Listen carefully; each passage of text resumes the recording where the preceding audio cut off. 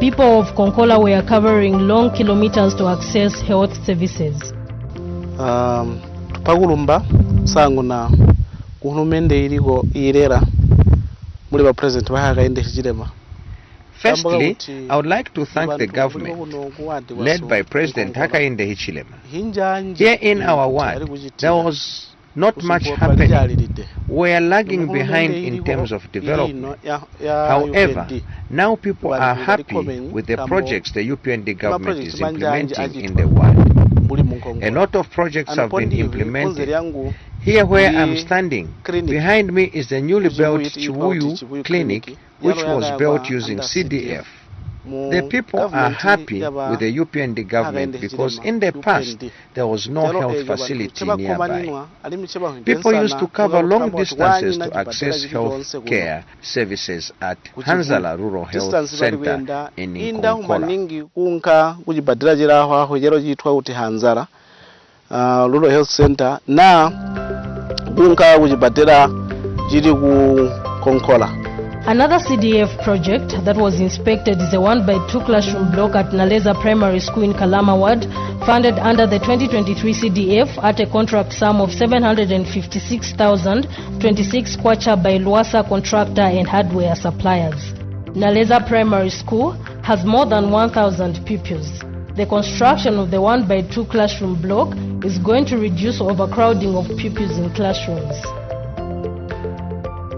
Mwanachingwala Ward has also benefited from CDF. A staff house funded under the 2022 CDF was constructed at a cost of 521,966 kwacha at Mukuyu Clinic. Itebe is also a ward in Magoe constituency, and at Shembwe Rural Health Post is a staff house which was built at a cost of 520,665 kwacha using the 2022 CDF. The Magoe lawmaker Mr. Mwemba thanked the government for the provision of CDF. This clinic was newly built and unfortunately it didn't have enough staff houses, and through the Constituency Development Fund for 2022 we managed to put up this facility that is here. This facility is mitigating on the accommodation, which has been a huge challenge in this area. I want to emphasize to say that this health center is catering for Mamba, Jimwaigira, Hundula and other areas in the fishing camps. So it is catering a huge number of people. It's a facility that is well intended, and with the provision of this house it is going to attract a good number of health workers. So we really want to thank the government for helping us in terms of the CDF that they increased to ensure that we are able to construct this. We once more want to thank the President for the provision of the CDF. The Ward Councillor for Itebe Ward, Mr. Fanwe Oldwindi, thanked the Member of Parliament for the development in the area. As a community, we are really very happy, and we urge the government to continue putting modern structures in rural areas, because by so doing, even rural areas will not be left behind in terms of development. Still in Itebe Ward are two projects funded under the 2023 Constituency Development Fund CDF. A vet staff house which was built at a cost of 492,927 kwacha, and a 1x3 classroom block at Lungwe Community School built at a cost of 949,982 kwacha.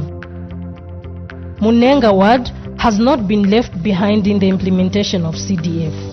Before the construction of this classroom block at Lukuwa Community School, pupils used to learn from a church and had the challenge of accessing school due to the stream that passes between Munenga School and Lukuwa.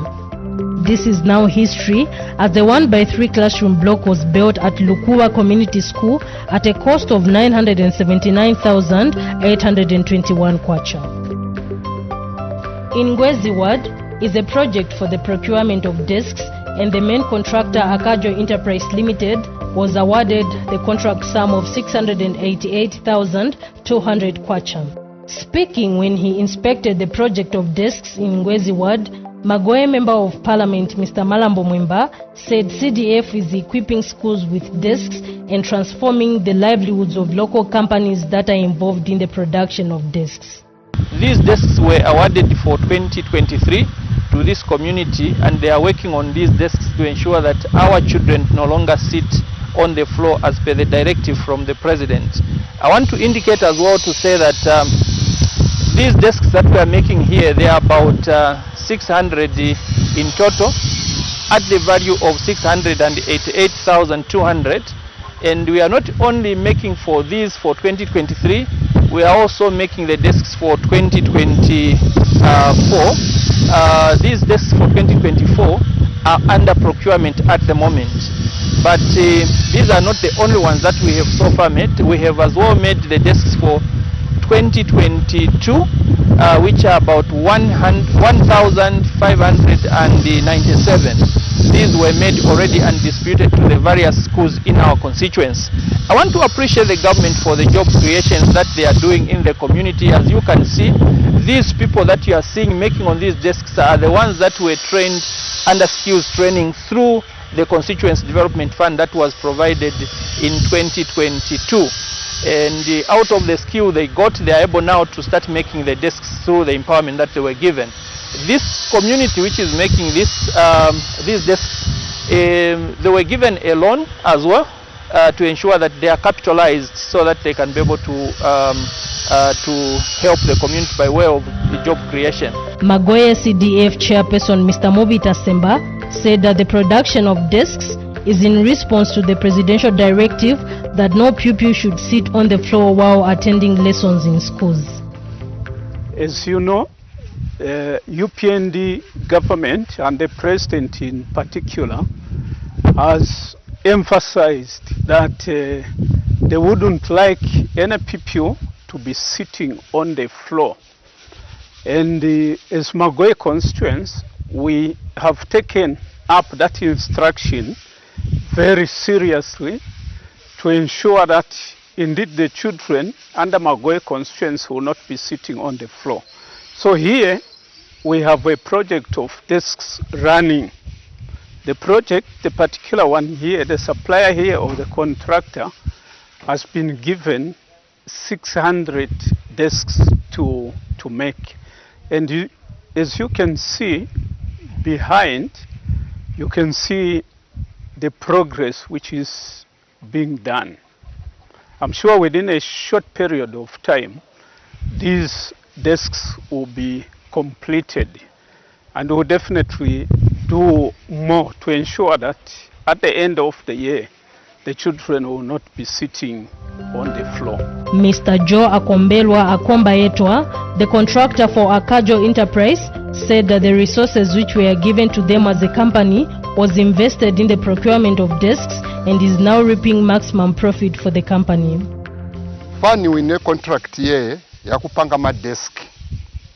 Ni madesk kaufela. Nearly 600. I won a contract to make 632 desks. This is to implement the President's directive to ensure that no pupil sits on the floor while attending lessons. In response to this directive, I have worked hard to ensure that these desks are delivered on time in schools so that the learners can sit on the desks. We want to thank the government, and I want to confirm to those who still doubt that CDF is real. Yes, CDF is indeed real. I have 5 youths who have employed and are also beneficiaries of the youth skills training. They are applying their trade here after my company identified them, and this is also as a way of helping them to progress in their lives. I'm also happy to say that all these machines that you are seeing here were not here before the introduction of CDF. But through the introduction of CDF and other initiatives by the MP, I have been able to acquire these machines you are seeing here. I've been able to do all the work and ensure that everything is standardized. We thank the MP for all the works and the assistance he has continued to render to the companies in his constituency.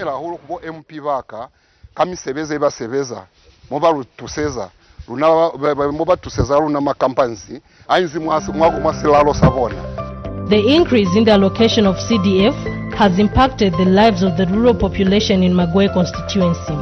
Mr. Richard Malambo from Mwanachingwala Ward applied for a loan amounting to 200,000 kwacha in 2024 and bought himself a bus which is now reaping maximum profit for him and his family. He begins by narrating how he used the money he got from CDF. I got a bus at 190 in Ndola. I drove it myself from Ndola to here. My families were very happy, extremely happy. From the time I got the bus to today, I'm not complaining. The bus is giving me 3,600 kwacha every Saturday. That is from Monday to Friday, from Sunday to Friday. Saturday my driver cashes in 3,600. I operate from Rusaga to Mombwa. From the same bus, because I'm a bit aging but very strong, I employed 2 boys, a driver and a conductor. These boys are very trusted. They are doing very well. They are supporting me. I have no complaints against them. My wish, my future plans is that if I finish the loan today, I may apply again so that I have a second bus. There is good money in the transport. Mailange Women's Club received a transformative grant of 20,000 kwacha under the 2023 CDF. With the grant, the club purchased 16 goats. This investment was carefully planned and executed, reflecting the club's commitment to sustainable agriculture and livestock management. Joyce Nkaba, the chairperson for the group, explains how the resources that were given to them were utilized. Imali ngitwagabweza ni bagatupa bahulimende bagatupa 20,000. Amana ya mali no bantu baleza twagabola twagaula mpongo. Tuule mpongo twagauli daily 16. The government gave us 20,000, then we bought 16 goats and they have multiplied up to 34. These goats have helped us a lot, especially when a member has a bereavement. We get a goat to give the bereaved family as a way of contribution from the club. We want to thank the government for this initiative, which we previously did not know that it existed. We like the fruits of this initiative. We are happy with the club's progress. There is nothing else we can ask for. We used to have challenges with the capital to start business in our club, but now we thank the government for the capital they have given us.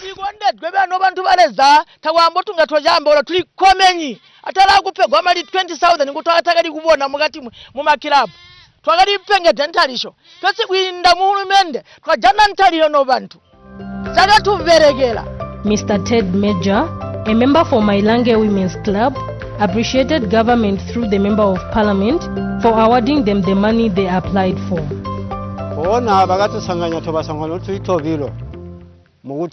Like others have already alluded to, I want to thank the government, starting with President HH, up to the Ward Council, the MP and his panel, for what they have done for us to improve our livelihood. Like what has been said already, the rearing of these goats has helped us a lot as a community.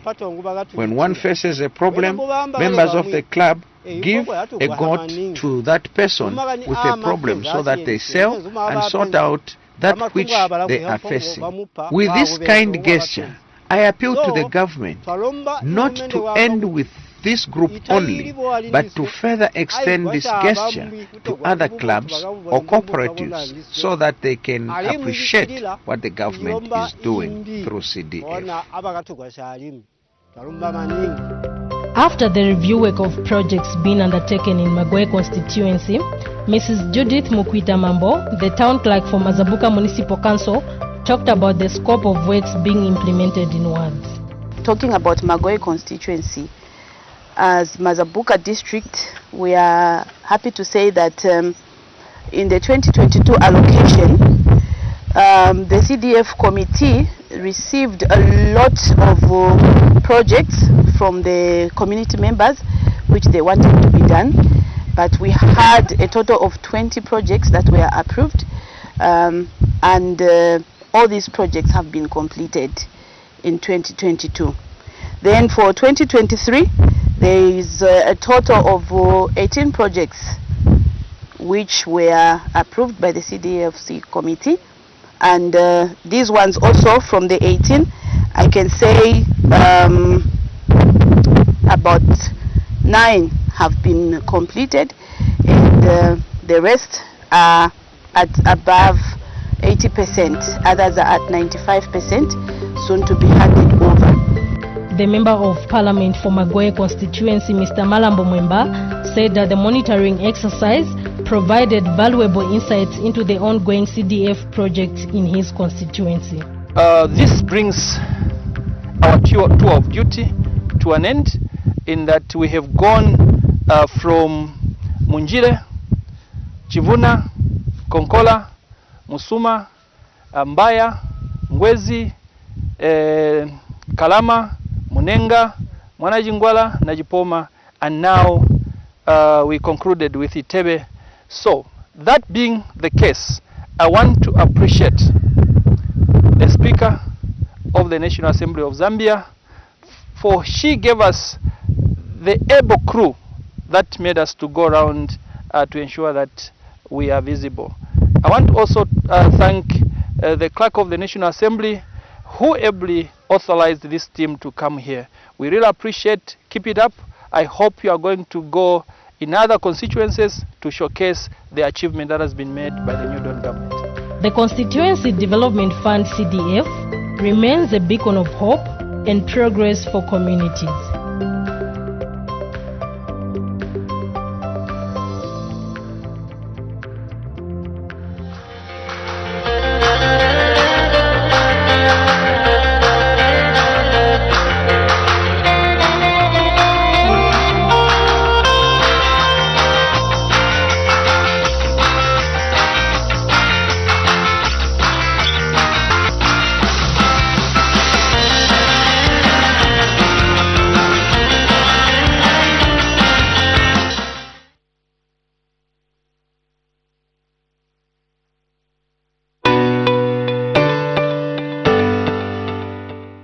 You can now advertise on Parliament Television and Parliament Radio.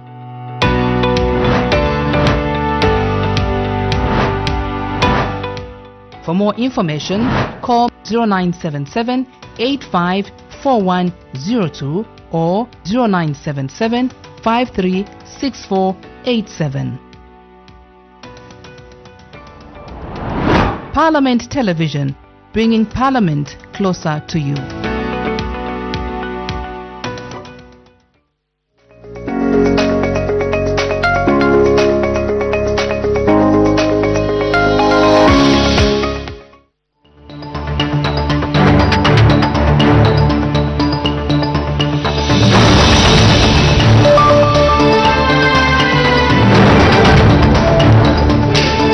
Friday, 8th November 2024. Good morning, and thank you very much for joining us on our live broadcast for today. Live debates of the House comes at 9 hours, and to be with you on set, my name is Pauline Bonga. Good morning, my name is Taza Piri, and on sign language interpretation we are joined by Jason Manda and Chola Kauma. We go straight into business that was considered on the floor of the House yesterday, Thursday, 7th November 2024. Yes, Taza, business of the House started with an announcement by the Honorable First Deputy Speaker, in which he recognized the presence in the public gallery of students and lecturers from David Livingstone College of Education in Livingstone District. She also announced and recognized the presence in the public gallery of pupils and teachers from Fountain Gate Christian Academy in Lusaka. And on behalf of the National Assembly, she welcomed the visitors to the National Assembly. And in the other announcement, Madam First Deputy Speaker recognized the presence in the public gallery of councillors from 6 wards in Mbagala constituency in Choma district. Madam First Deputy Speaker, on behalf of the National Assembly of Zambia, warmly welcomed the visitors to the National Assembly.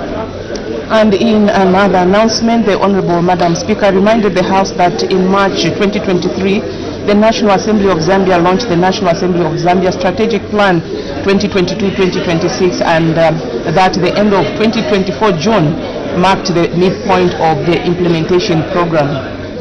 Madam the First Deputy Speaker further informed the House that the National Assembly, through the Monitoring and Evaluation Department, had commissioned a mid-term evaluation of the strategic plan, which was being undertaken with the support from the Interpairs, a European Union global project to strengthen the capacity of parliaments, as well as the Zambia Monitoring and Evaluation Association, ZAMEA. Madam First Deputy Speaker further informed the House that the mid-term evaluation presented an ideal opportunity for the National Assembly to gain valuable insights into the progress made in identifying challenges and offer recommendations and key priorities for the remaining period of the strategic plan, and honourable members had been identified as key players in the data collection process.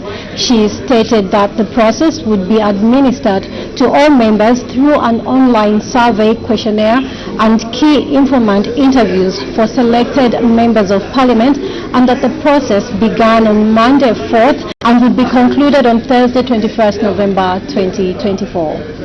And in this regard, Madam First Deputy Speaker encouraged all honourable members of Parliament to actively participate in the mid-term evaluation of the National Assembly 2022-2026 strategic plan, and acknowledged that their insights would enrich the findings of the evaluation, which was aimed at enhancing parliamentary work. And after the announcement, the House went on to consider urgent matters without notice, and the following urgent matters without notice under Standing Order 142 were raised. The first matter did come from Mr. Remember Mutale, who is Chitambo Member of Parliament, and his subject matter was on what alternative methods of payment the government would use to pay beneficiaries of the Cash for Work program following the poor mobile network being experienced across the country. This matter was inadmissible. And another matter was raised by Ms. Kampamba Mlenga, Member of Parliament for Kalulushi, and the subject matter was on the increased emission of sulfur dioxide due to the mining activities in Kalulushi, and this matter was also ruled inadmissible. We must make mention that the third matter did come from Mr. Mishek Mutila, who is a Mitete Member of Parliament, and his subject matter was on measures being taken to safeguard life as the abnormal load consisting of a code box of unit destined for Kansenshi mine was being transported. This matter was admissible, and the Minister of Home Affairs and Internal Security responded. Taza also to mention that actually Ms. Kampamba Mlenga's matter was admissible, and the Honourable Madam First Deputy Speaker directed the Minister of Mines and Minerals Development to issue a statement on Tuesday, 12th November 2024. And after that, the House went on to consider questions for oral answer number 106 to 107, Understanding Order 82. The House also considered questions for oral answer numbers 108 and 110, Understanding Order 80. Question for oral answer number 109, Understanding Order 80. The member being absent, the question lapsed.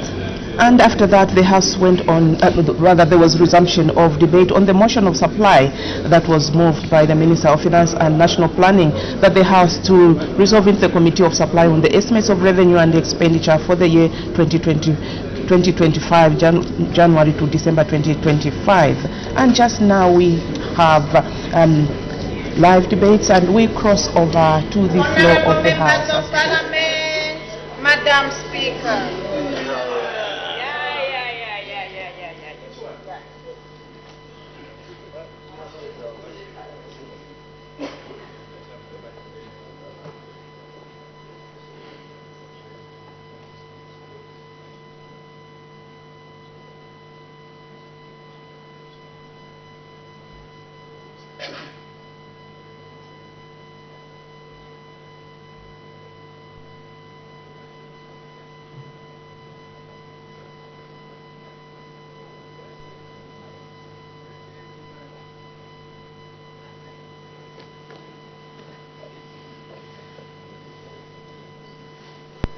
And the King of Zambia, proud and free, land of wealth and glory, unity, victors in the strife.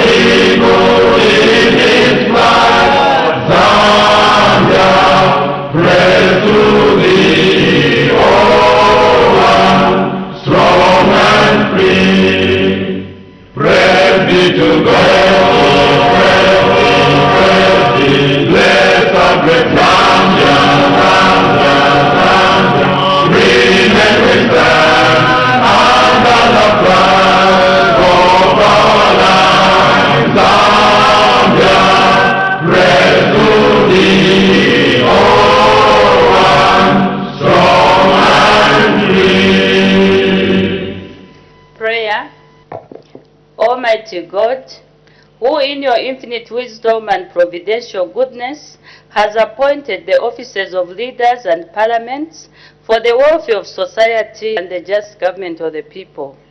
We beseech you to consider with your abundant favor as your servants whom you've been pleased to call to the performance of such important responsibilities in this land. Let your blessing descend upon us here in Parliament assembled, and grant that we may, as in your presence, treat and consider all matters that shall come under our deliberation in so just and faithful a manner as to promote your honor and glory, and to advance the peace, prosperity, and welfare of our country and of those whose interest you've committed to our charge. Amen.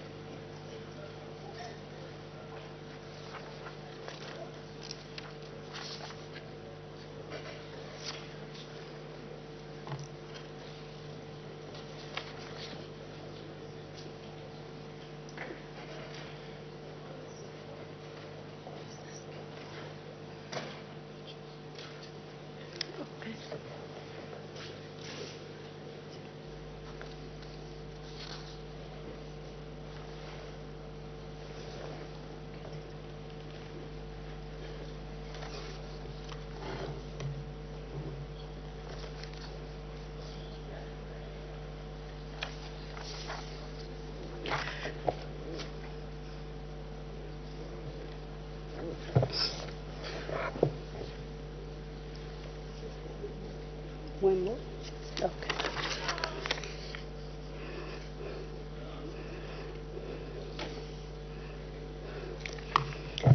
Order, honorable members. I have two announcements to make. Honorable members, I wish to remind the House that debate on the motion of supply, which was moved by the Honorable Minister of Finance and National Planning on Tuesday, 5th November 2024, will be for a period of 10 sitting days up to Wednesday, 20th November 2024. In this regard, members of the backbench will be given priority to debate the motion in the first 7 days up to Thursday, 14th November 2024, while priority will be given to members of the front bench in the last 3 days, starting from Friday, 15th to Wednesday, 20th November 2024, to respond to the various issues that would be raised by the backbench. I therefore encourage all honorable members to use the remaining days prudently and debate the motion. I thank you. The second announcement. Honorable members, I have received communication to the effect that in the absence of our honor, the Vice President, who is attending to other government business, the Minister of Home Affairs, Honorable Jack Mwimbu, has been appointed acting leader of government business in the House from today, Friday, 8th November 2024, until further notice. I thank you.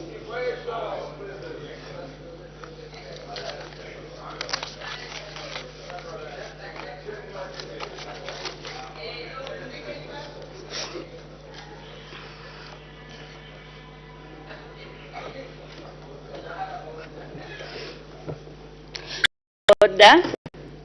Honorable members, I have a ruling to render. This was on a point of order raised on 2nd August 2024 by Honorable C. Mwetwa, Minister of Information and Media, against some opposition members of Parliament for misconducting themselves during the address and departure of His Excellency Mr. Evariste Ndayishimiye, President of Burundi. Order. The Honorable Member for Chiengi, you want to give a ruling? Okay, give me an opportunity. Honorable members, the House will recall that on Friday, 2nd August 2024, immediately after the Vice President's question time, Honorable Simwetwa MP, Minister of Information and Media, raised a point of order. The point of order was premised on the precedents, practices, traditions, and customs of this House and Standing Order 117, or the National Assembly of Zambia Standing Orders for 2024. In his point of order, Honorable Simwetwa MP raised two issues as follows. The first one, whether the members of Parliament on the Honorable Madam Speaker's left were in order to misconduct themselves by making running commentaries during the address by the President of Burundi, especially when he mentioned the donation that his country was giving to Zambia. And the second one, whether the members on the Honorable Madam Speaker's left were in order to spring up singing as the President of Burundi was leaving the chamber. Honorable members, in her immediate response, the Honorable Madam Speaker reserved her ruling in order for her to start the matter. I have started the matter and will now render the ruling. Honorable members, the point of order by Honorable Simwetwa MP raises the issue of members causing disorder during an address by a visiting dignitary. Standing Order number 215D of the National Assembly of Zambia, Standing Orders for 2024, states as follows. 215, gross disorderly conduct. A member commits an act of gross disorderly conduct if the member, D, attempts to or causes disorder of whatever nature during an address by the President or a visiting dignitary. Honorable members, I had recourse to the verbatim record and relevant recording of the proceedings of Friday, 2nd August 2024. I will now address the issue raised in the point of order. Honorable members, Honorable Simwetwa MP alleged that members on the Honorable Madam Speaker's left were making running commentaries during the President of Burundi's address, especially after he announced the donation of 5,000 metric tons of maize, rice, and beans that his country was going to give to Zambia. Although the video footage and the verbatim record of that day's proceedings did not capture the audio running commentaries, those who were present in the House, including myself, remember the running commentaries, which were being made,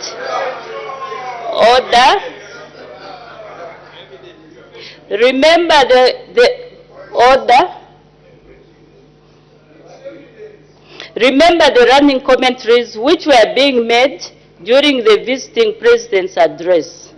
In particular, when the visiting president announced the donation of 5,000 metric tons of rice, maize, and beans to assist Zambia as a result of the devastating drought of 2023 to 2024, based on the African principle of Ubuntu, some members made very disrespectful remarks which were aimed at belittling the gesture from the people of Burundi and to also blame the government of the Republic of Zambia for the misfortune. Those utterances were not only disrespectful and shameful, but also unparliamentary. It is not decent for anyone, let alone honorable members of parliament, to act in such a manner towards a visiting head of state or anyone else who shows a good gesture. Further, honorable members, Honorable Simwetwa MP alleged that the members on the Honorable Madam Speaker's left sprang up and started singing as the visiting dignitary was leaving the chamber. The verbatim record of the material day confirms that the members on the Honorable Madam Speaker's left started singing after the visiting dignitary and the Honorable Madam Speaker had left the chamber, and not at the time of leaving as alleged. The video footage reveals that some members on the Honorable Madam Speaker's left could be heard singing after the visiting dignitary and the Honorable Madam Speaker had left the chamber. Unfortunately, the verbatim did not capture which members were singing. That notwithstanding, I wish to take this opportunity to remind you, honorable members, order, the Honorable Member for Lunte, order. That notwithstanding, I wish to take this opportunity to remind you, honorable members, that the conduct of singing showed by some of the members on the Honorable Madam Speaker's left as the visiting president left the chamber on Friday, 2nd August, is a serious breach of our standing orders and can attract severe punishment to the erring member. I therefore urge you, honorable members, to desist from such misbehavior, which is unbefitting of the status of honorable members of parliament. As honorable members, you are expected at all times to conduct yourselves in a manner that upholds the dignity, integrity, and decorum of the House, as provided for under Standing Order 213-1 of the National Assembly of Zambia, Standing Orders for 2024. Additionally, in relation to members making running commentaries, I have noted that there is a growing and worrying trend by members of this House to make running commentaries, some of which are vulgar and disrespectful when the Speaker's procession is entering or leaving the chamber. You are hereby cautioned against such acts as they demean the dignity of this House. The Speaker's procession is supposed to be a solemn moment depicting the commencement of business of the House, which is a serious event. From now forth, all members will be expected to observe the necessary decorum. Honorable members, I also noted that the Honorable Minister based his point of order on Standing Order 117 of the National Assembly of Zambia, Standing Orders for 2024. However, Standing Order 117 relates to consolidation of orders on bills and is therefore not applicable in this instance. In that regard, I urge honorable members of this House to please familiarize yourselves with the new standing orders to ensure that correct provisions are cited in future. I thank you.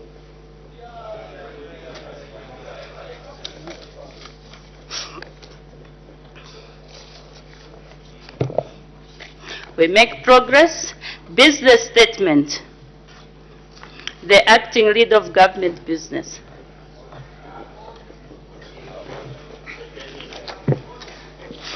Madam Speaker, I wish to inform the House that the House Business Committee met on Thursday, 7th November 2024 to determine the scheduled business of the House for the period 12th to 22nd November 2024. Madam Speaker, the House Business Committee resolved to lay before the House the following business for consideration during the stated period. A. Announcements. The Honorable Speaker may make announcements if there will be any. B. Rulings. The House Speaker may render rulings if there will be any. C. Ministerial statements. Honorable Ministers will render ministerial statements on topical issues if there will be any. D. Private members' motion. The House will consider the following private members' motion. A. Honorable Kafaya MP, motion to abolish fees payable on products derived from beekeeping, which will be presented on the 13th of November 2024. 2. Mr. Fube, MP, formulate agroecological zone-based agriculture policy to be debated on the 13th of November 2024. 3. Mr. Bimpundu, MP, facilitate the modernization of social media in Zambia. Date of debate 20th November 2024. E. Bills. The bills listed here under will be considered. Name of bill. The income tax bill number 22 of 2024, second reading, to be considered on 21st November 2024. Value added tax amendment, bill number 23 of 2024, second reading, to be taken on the 21st of November 2024. The Customs and Excise Amendment Bill number 24 of 2024, second reading, 21st November 2024. The Mobile Money Transaction Bill number 25, 2024, second reading, to be taken 21st November 2024. The Zambia Revenue Authority Amendment Bill number 26 of 2024, second reading, to be taken on the 21st of November 2024. The Property Transfer Tax Amendment Bill number 27 of 2024, second reading, to be taken on 21st November 2024. The Insurance Premium Levy Amendment Bill number 28 of 2024, second reading, to be taken on 21st November 2024. F. Reports on international conferences. Reports on international conferences will be presented if there be any. G. Reports on treaties and international agreements. The following reports on treaties and international agreements will be considered. 1. Accession to the second optional protocol to the International Covenant on Civil and Political Rights, aiming at the abolition of the death penalty. Committee, Legal Affairs, Human Rights and Governance. Date of consideration, 12th November 2024. 2. Intergovernmental Memorandum of the Agreement on the Establishment of the SADC Center for Renewable Energy and Energy Efficiency, to be considered by the Energy, Water Development and Tourism Committee. Date of consideration, 14th November 2024. 3. SADC Protocol and Statistics. Committee, National Economy, Trade and Labor Matters, to be considered on 15th November 2024.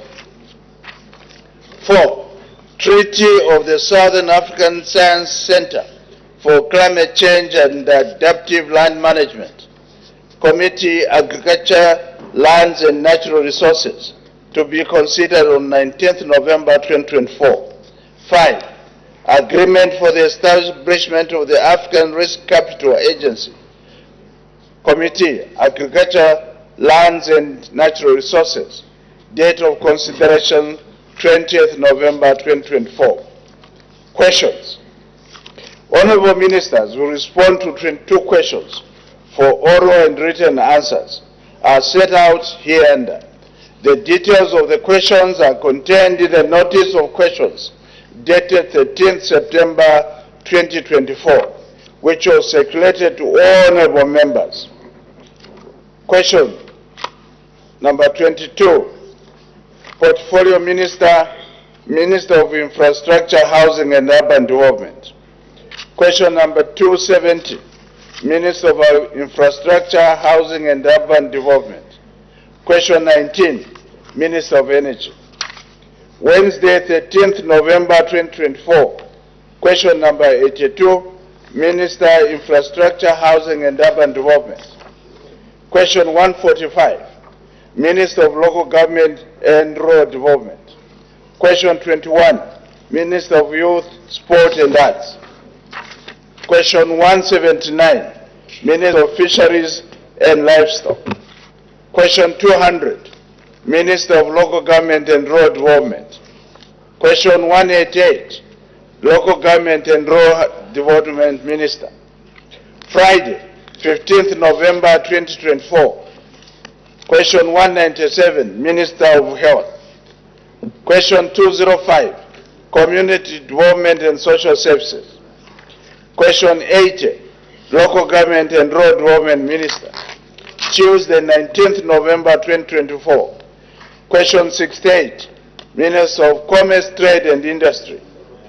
Question 218, Minister of Community Development and Social Services. Question 222, Minister of Energy. Wednesday, 20th November 2024.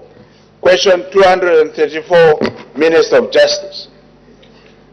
Question 250, the Honorable Minister of Home Affairs and Internal Security.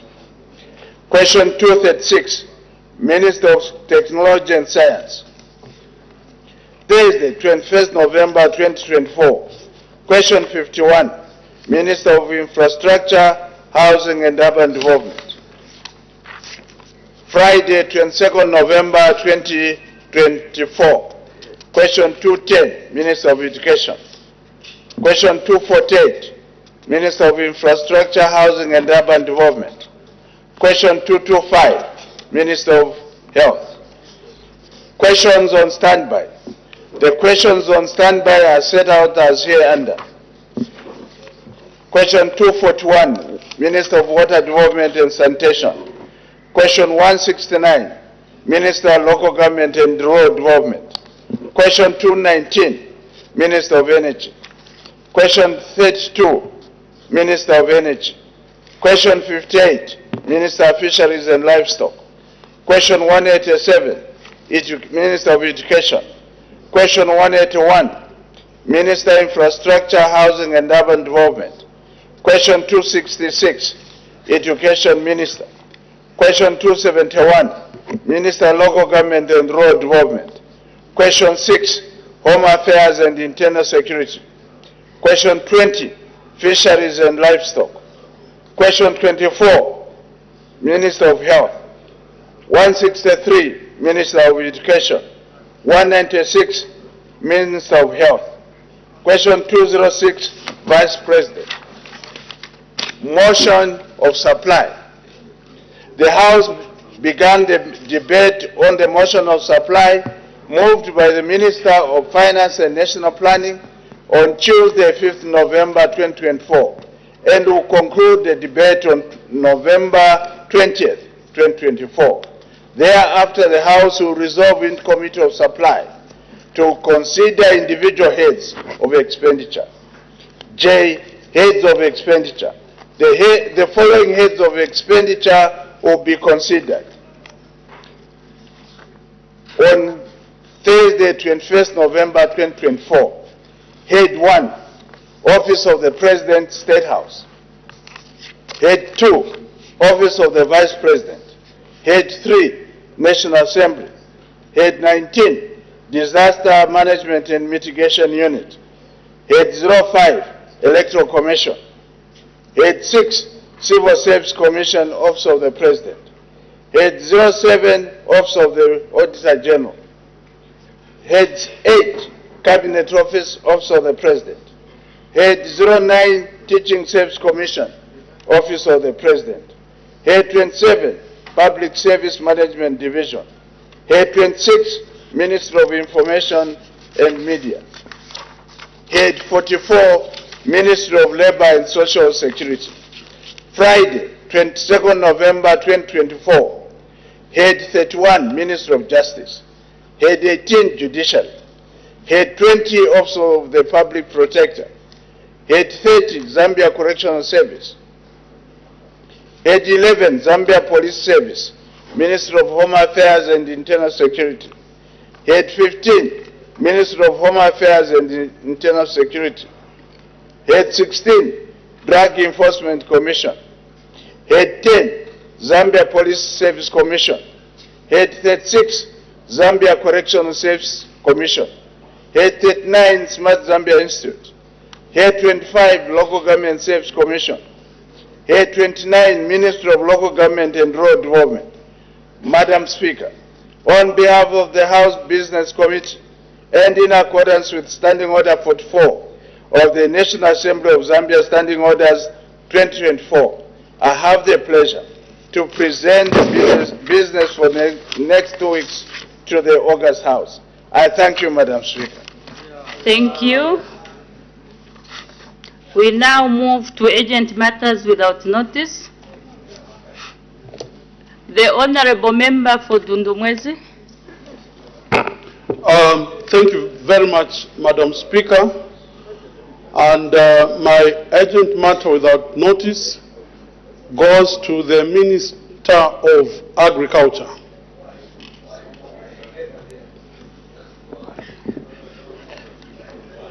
You may proceed, Honorable Member. Thank you very much, Madam Speaker. A few months ago, there was an indication from the Minister of Agriculture with regards to reducing the packaging of a 50 kg of maize to enable areas like Dundumwezi, who may have some families struggling to buy a 50 kg maize at 350. It was announced that they would reduce to 20 kg and 10 kg respectively. Madam Speaker, I wanted to know when that very brilliant idea would happen so that farmers or people in Dundumwezi and other areas can manage to buy a 10 kg or 20 kg respectively. I thank you, Madam Speaker. Thank you, Honorable Member for Dundumwezi. Indeed, that is a serious matter which needs attention of the Minister of Agriculture. However, you mentioned that the Minister, is it 2 months ago, had mentioned that they will start, is it packaging of the maize in those kgs that you mentioned? So this is not a matter that occurred in the last 24 hours. So it doesn't qualify under urgent matter without notice. Since it's almost the beginning of the rain season, I would advise you, Honorable Member, maybe you can come up with an urgent question so that maybe the Minister could do something, or indeed he can tell us what is happening to his own words that he made 2 months ago. The Honorable Member for Lumezi. Thank you, Madam Speaker. Madam Speaker, I intend to raise my matter on the Minister of Youth and Sports. Unfortunately, he's not here, I'll instead direct the matter to the acting leader of government business. You may proceed. Madam Speaker, permit me to congratulate the girls of the Zambian national football team for having won the COSAFA in the first place.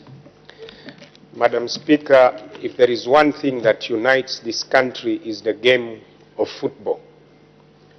Madam Speaker, the FIFA statutes do not permit government interference in how football is managed anywhere in the world.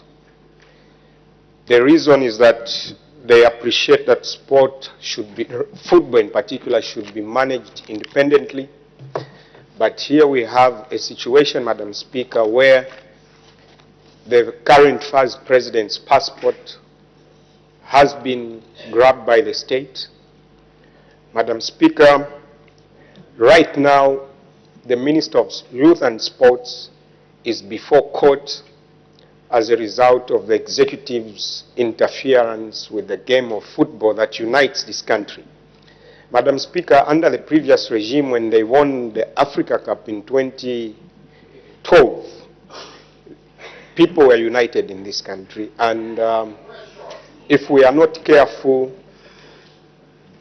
and this is not brought to a stop, people will divide, unlike being united. We need to avoid the FIFA sanctions, Madam Speaker. I seek your serious indulgence. I thank you.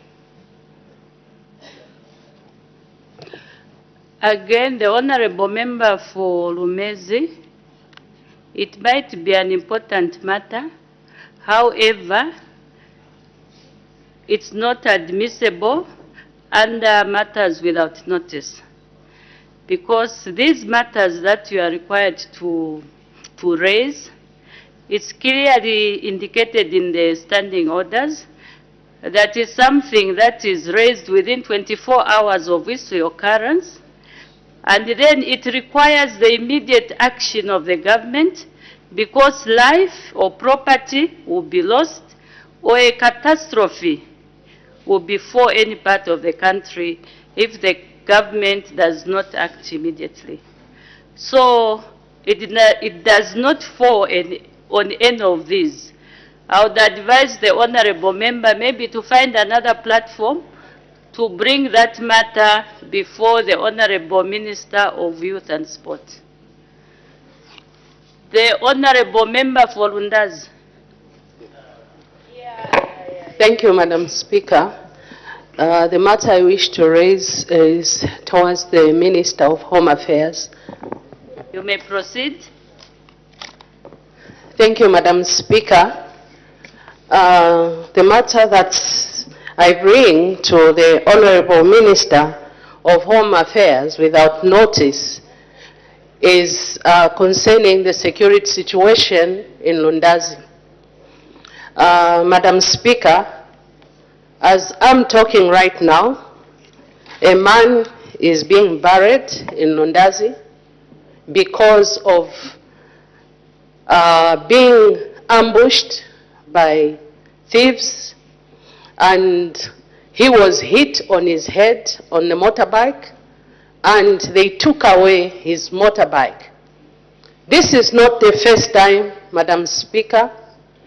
On Teachers' Day, we lost a teacher by a motorbike being, the teacher being hacked whilst on the motorbike, and 2 teachers were involved. One of them died. The other one has a serious scar and is suffering in hospital. Madam Speaker, if nothing is done to protect the lives of our people in Lundazi, we are going to lose many lives. Is the Honorable Minister of Home Affairs today acting as government leader of business in order to sit quietly whilst our people are being mugged like that in Lundazi? Madam Speaker, I need your indulgence.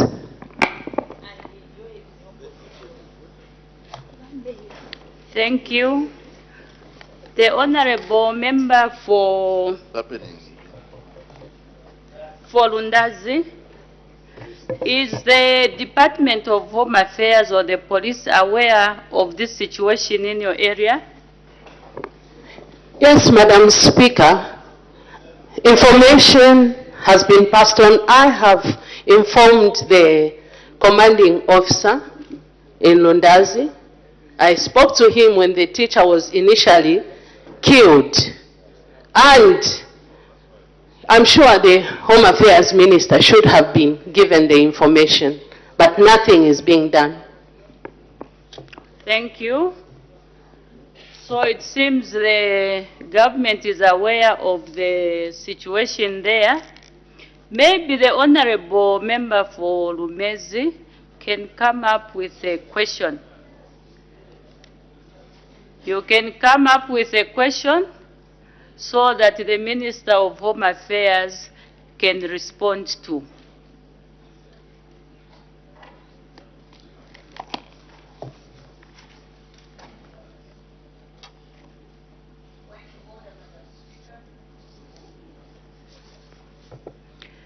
Yes, Madam. Madam Speaker, I thank you so much. This is a pressing point of order on the Minister of Home Affairs. It's very important. The cadres, UPND cadres, have locked offices of council workers in Chiengi and threatening them. And their lives are really in danger. So I want to ask the Minister why he has remained quiet when the UPND government promised the Zambian people that there will be no more cadreism. Madam Speaker, this is agent as the local government employees, they're the ones who are delivering service. So their offices are locked up and I don't even know where they are as we speak, Madam Speaker. I seek you. Order. Madam Speaker, like I rose because I was supposed to do the matters without notice. This is very urgent, Madam Speaker. I need the indulgence or the intervention of the government as we speak. Thank you, Madam Speaker. Thank you, the honorable member for Chiengi. That does not qualify to be raised as a point of order because a point of order is supposed to be raised when a breach in the house has occurred. But this is a matter which is outside the house. I know you maybe wanted to bring it under urgent matters without notice. But again, when you look at the rules of the standing orders, we are just taking 3. So I don't know whether you can just find another avenue, maybe to come and discuss with the Honorable Minister of Home Affairs, since today is a Friday, and definitely you need some guide or an answer so that you can maybe inform the people in your constituency. So since it's Friday, honorable member, I don't know if there's another platform, I would advise you to chat quietly with the Minister of Home Affairs for the sake of your people. Thank you.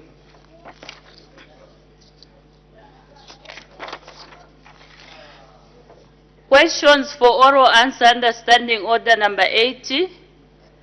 The honorable member for Pemba. On behalf of the good people of Pemba constituency, Madam Speaker, 111, that is 111. The Honorable Minister of Fisheries and Livestock.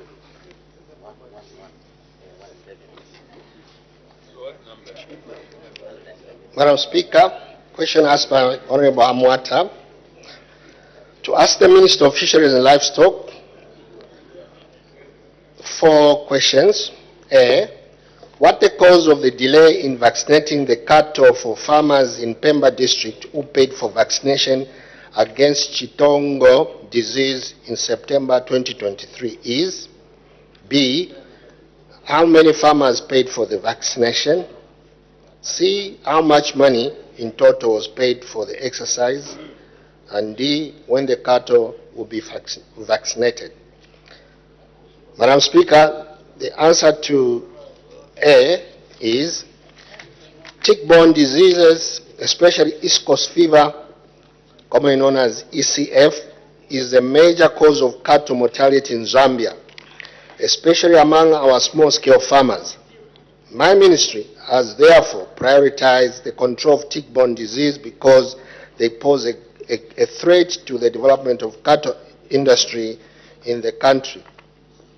The control of East Coast fever is done mainly through regular dipping to control ticks and immunization of calves between the ages of 3 to 18 months old. Immunization of cattle against East Coast fever is mainly conducted in Southern Province, which is Chitongo Stabilate, and Eastern Province, Katete Stabilate. Because of the importance that government attaches to the control of East Coast fever, the cost of immunizing cattle is subsidized, with farmers only paying 50 kwacha per calf.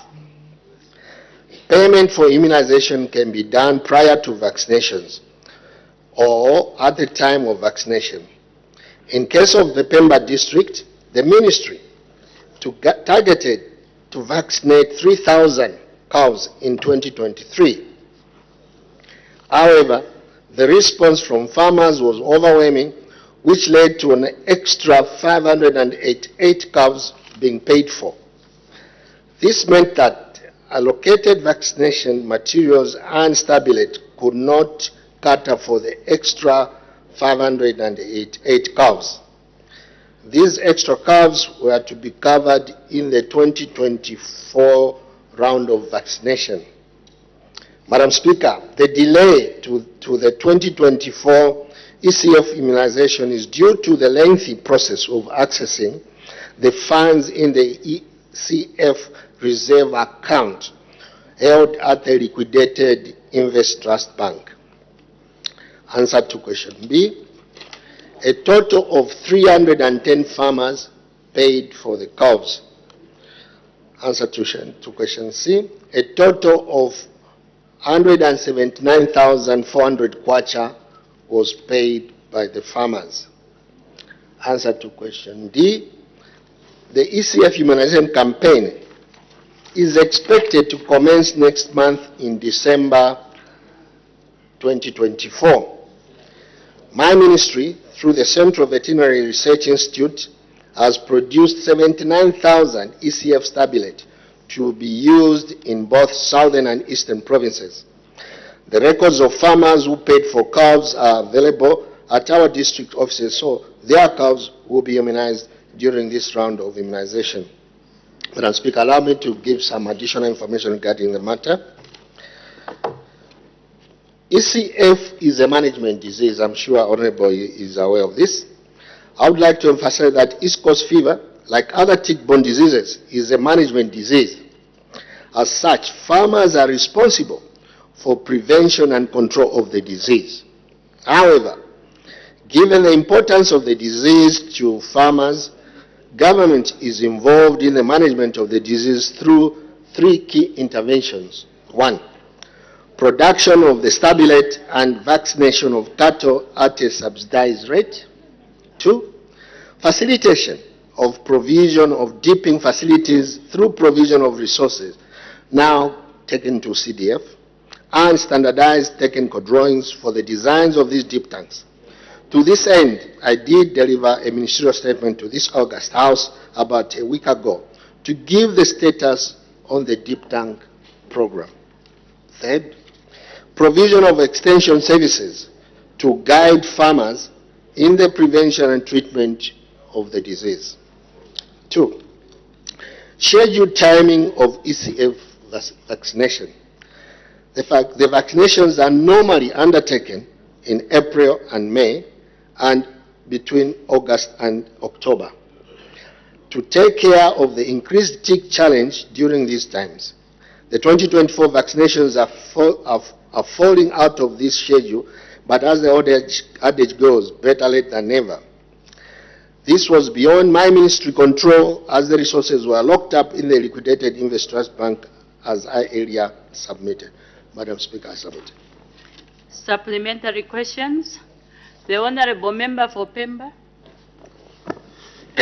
Thank you so much, Madam Speaker. Honourable Minister, we appreciate as a district and a conference that the government is doing a lot to protect our animals, and I'm fully aware that my district have received about 50,000 doses to protect our animals against the East Coast fever. Like you have alluded to, by December, the animals will be vaccinated. And what that simply means is that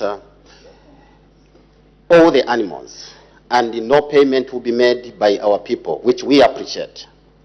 Now my question is, we have farmers who paid about 588 or so, and their animals were not vaccinated. What is the position of the government, especially with the people who paid? I wish also to bring to your attention that these farmers whose animals were not vaccinated, they were actually not paying individually. They were actually coming in two groups, and one of the members in the group would go and make a payment. As such, those who were entrusted to make payments, they are in problems with the owners of the money. They think they misuse the money. Kindly, can I get the position? Are we going to refund the money, or what is the position of the government? Madam Speaker, thank you. The Honorable Minister of Fisheries and Livestock. Thank you, Madam Speaker. Madam Speaker, I've already indicated that the balance of the people that paid and they didn't get their animals vaccinated will be done next month. The records are there, so we'll be able to vaccinate the remaining numbers that are outstanding. And I don't think it would be prudent for anybody to start asking for reimbursement, because this exercise will definitely be carried out next month, I submit. The Honorable Member from Mbabala.